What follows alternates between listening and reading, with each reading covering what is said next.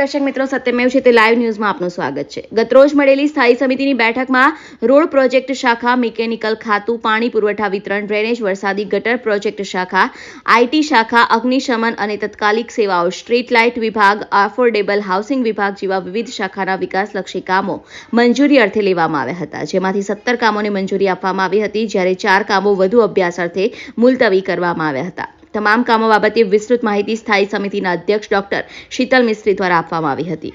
આજે મળેલી સ્થાયી સમિતિમાં ટોટલ 21 દરખાસ્તો રજૂ કરવામાં આવી હતી।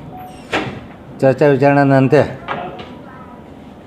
જે દરખાસ્તો મંજૂર કરી છે, ફેરફાર સાથે મંજૂર કરી છે અથવા મુલતવી કરી છે, એમાં દક્ષિણ ઝોનમાં વાર્ષિક ઇજારાથી 6 કરોડની મર્યાદામાં કાચા પોકા રોડનું ટેન્ડર હતું, -2% ઓછું હતું, એટલે 2% ઓછાના ભાવનું ટેન્ડર હતું, જેને -25%ના ભાવે મંજૂર કરવામાં આવ્યું છે, ફેરફાર સાથે મંજૂર કર્યું છે।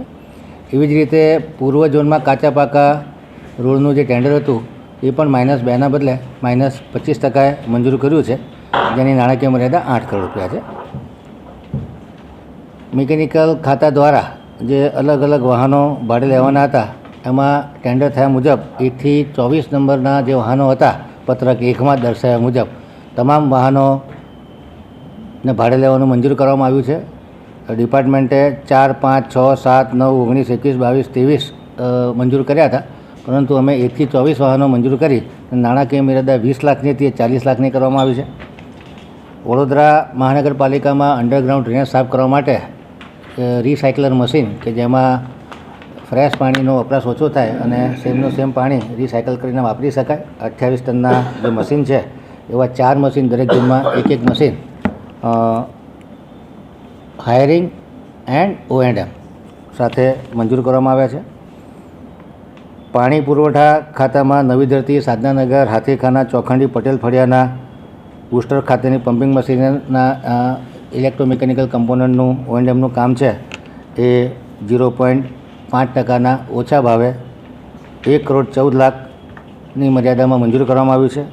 તરસાલી ટાંકી ખાતે, ગાયત્રીનગર ટાંકી, નોર્થ હણી ટાંકી અને ગાજરાવાડી ટાંકી ખાતે અને ખોડિયાનગર બુસ્ટર ખાતેની પમ્પિંગ મશીનના O&Mના કામને મંજૂરી આપવામાં આવી છે। સિરકી ખાતે 100 MLDનો જે STP બનવાનો હતો એ 179 કરોડનું કામ હતું, જેને વધુ અભ્યાસ માટે મુલતવી રાખવામાં આવ્યું છે। વડોદરા શહેરમાં સમાવિષ્ટ વડોદરા TP18નું જે ગ્રેવિટી ડ્રેન નેટવર્કનું કામ છે એને મંજૂર કરવામાં આવ્યું છે।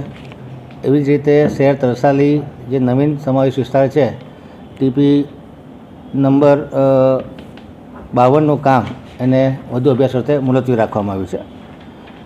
પાર્ક્સ એન્ડ ગાર્ડન દ્વારા ગોત્રી વિસ્તારમાં વેજીટેબલ માર્કેટ બનાવવાના કામને 16% વધુના ભાવને 3,43,97,000ના કામને મંજૂરી આપવામાં આવી છે।